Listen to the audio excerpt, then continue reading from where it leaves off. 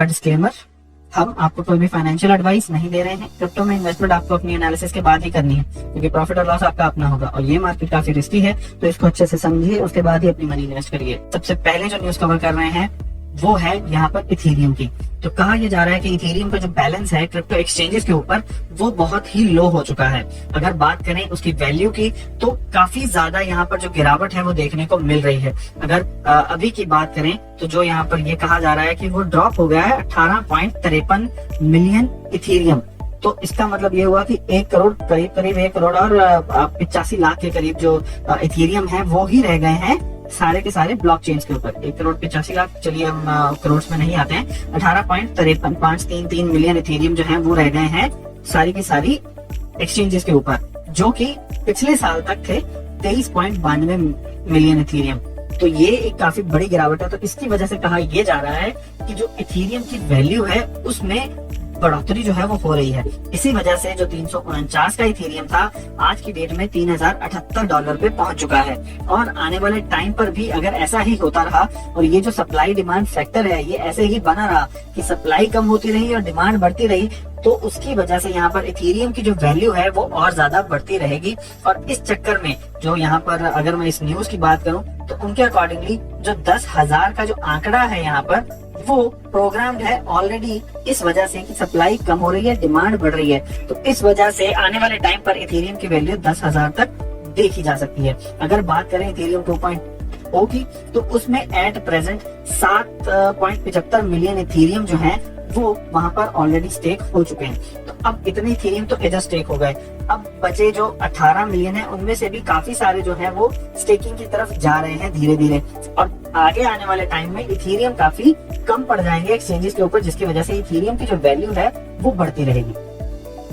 अगली न्यूज की बात करें तो यही सेम कॉन्सेप्ट बिटकॉइन के बारे में भी कहा यह जा रहा है कि जितने भी अकाउंट्स जो बिटकॉइन को होल्ड कर रहे थे, जिन्होंने 1 साल पहले अगर बिटकॉइन लिया था तो उन्होंने अपना बिटकॉइन सेल आउट नहीं किया है, उन्होंने अपना बिटकॉइन होल्ड करके रखा है। तो उनके अकॉर्डिंगली ये जो होल्डर्स हैं ये और ज्यादा बिटकॉइन जो है उसको खरीद रहे हैं, ना कि अपने बिटकॉइन को सेल आउट कर रहे हैं। तो इसकी वजह से भी क्या होने वाला है कि जो सप्लाई है वो कम होने वाली है बिटकॉइन की और डिमांड बढ़ने वाली है। तो इस वजह से बिटकॉइन की जो मार्केट वैल्यू है वो भी आने वाले टाइम पर बढ़ जाएगी। तो इसी कॉन्सेप्ट के साथ ही यहाँ पर ये कहा जा रहा है कि 1 साल तक बिटकॉइन की वैल्यू जो है वो आगे चलकर वही जो 1 लाख का जो उसका आंकड़ा कहा जा रहा है कि वो छू लेगा, तो उनके अकॉर्डिंगली उसको भी वो छू सकता है अगर ऐसे ही सप्लाई जो है वो कम होती रही और डिमांड बढ़ती रही।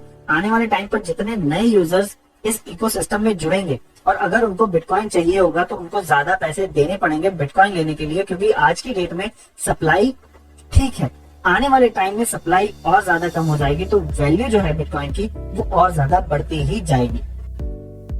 अगली न्यूज की बात करें तो एक्सी इन्फिनिटी, यहाँ पर एक जो डंप था उसमें इसमें भी काफी गिरावट देखने को मिली। यहाँ पर 55 के आसपास ये जो इसकी वैल्यू थी वो पहुंच गई थी, लेकिन उसने लगातार अपनी ये जो बढ़िया परफॉर्मेंस है वो दिखाई, क्योंकि ये गेमिंग प्लेटफॉर्म है तो गेमिंग में उतनी गिरावट नहीं आई होगी, लोग गेम खेलते रहे होंगे। तो इस वजह से यहाँ पर एक्सी इन्फिनिटी में जो गेन था वो काफी जल्दी देखने को मिला और उसने 45% की जो गेन है वो करी और उसकी जो वैल्यू थी वो 69.86 तक पहुंच गई। तो ये काफी बड़ा जो गेन था यहाँ पर इसको मिला।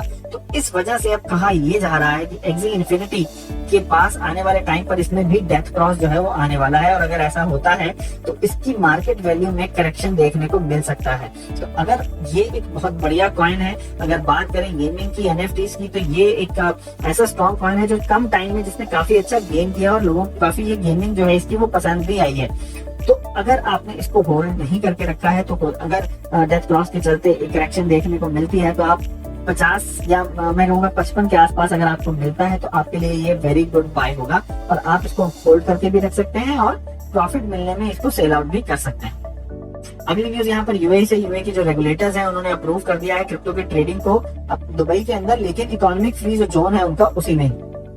तो इकोनॉमी फ्री जो जोन है यहाँ पर सिर्फ उसमें ही उन्होंने ट्रेडिंग जो है उसको अलाउ किया और उसमें उन्होंने अच्छे तरीके से पूरे के पूरे जो रेगुलेशंस हैं वो ये है कि भाई आपको इन रेगुलेशंस के अंदर रहकर ही जो अपना काम है वो करना है, और उसी के साथ साथ आप जौन सी भी टेक्नोलॉजी को यूज करना चाहते हैं क्रिप्टो के बारे में या ब्लॉकचेन के बारे में, आप उसको यूज करके अपनी जो फर्म है उसको एस्टेब्लिश कर सकते हैं उस जोन एरिया में जाकर।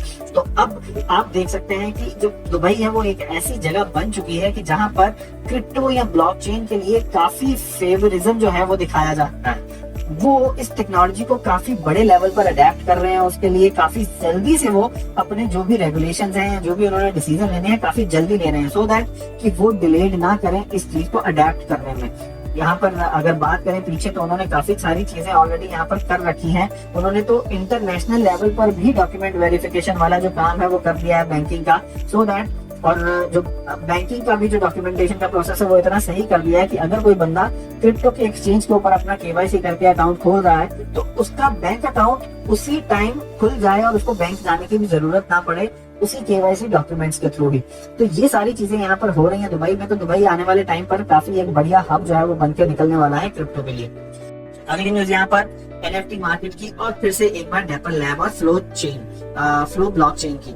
तो उनको एक और फंडिंग राउंड में यहाँ पर 930 मिलियन डॉलर जो है वो यहाँ पर रिसीव हुए हैं एक हफ्ते के अंदर अंदर। तो ये उनके लिए काफी बड़ा गोल्ड रश है। अगर बात करें इस प्लेटफॉर्म की, तो ये प्लेटफॉर्म काफी अभी अच्छा जो काम कर रहा है। अभी थोड़े दिन पहले ही हमने इसकी एक और न्यूज करी थी कवर, जहाँ पर इसको ऑलरेडी जो एक फंडिंग थी वो भी मिली थी, और इसकी एक इंटीग्रेशन भी काफी बड़ी रिसेंट हाल फिलहाल में यहाँ पर हमें देखने को मिली थी। तो ये एक अच्छा प्लेटफॉर्म है यहाँ पर, ये भी काफी बढ़िया आने वाले टाइम पर NFT और Web 3.0 के ऊपर काम कर रहा है। तो अब इसके बारे में भी हम आपसे अगर कोई भी इसके रिलेटेड न्यूज होगी तो हम आपको बताएंगे। तो एट प्रेजेंट कहा यही जा सकता है कि जो NFT मार्केट है वो काफी बढ़िया चल रही है। अभी इसका एक तरीके से जो बूम है वो आ रहा है, लोग उसमें काफी मतलब काफी डाइवर्स, अगर मैं ये कहूँ कि जो एरियाज हैं, अगर मैं बात करूँ यहाँ पर स्पोर्ट्स की, गेमिंग की, और हमारा ये जो मीडिया है उसकी, तो ये सारी जो डिफरेंट यहाँ पर एक्सट्रीम्स हैं उनमें से निकलकर लोग NFT की मार्केट में आ रहे हैं। तो इस वजह से NFT एट प्रेजेंट काफी बढ़िया जो है वो मार्केट लेकर चल रहा है। और अगली न्यूज यहाँ पर स्टेलर और पॉलीगन के बीच में एक ब्रिज जो है वो बन गया है। उससे बेनिफिट जो है वो स्टेलर को होगा ज्यादा, क्योंकि अब स्टेलर की जो यूजेज है वो DeFi में भी हो पाएगी। तो इसकी वजह से स्टेलर को बेनिफिट हो रहा है, और आने वाले टाइम पर आपको देखने को मिल सकता है स्टेलर में हल्का सा गेन। तो फ्रेंड्स, ये थी हमारी आज की न्यूज अपडेट। आपको कैसी लगी जरूर बताइएगा, और उसी के साथ साथ चैनल को भी सब्सक्राइब करें अगर आपने अभी तक नहीं किया है, और बेल नोटिफिकेशन का आइकन दबाएं ताकि आपको वीडियो के नोटिफिकेशन टाइमली मिलते रहें। तो मिलेंगे अब आपसे अगले न्यूज अपडेट में, तब तक के लिए thank you very much friends. साल 2009 जनवरी की है बात, क्रिप्टो करेंसी की नई शुरुआत। दुनिया अनजान थी, था कितनों को ज्ञानी के बिटकॉइन फेर देगा पूरा इतिहास।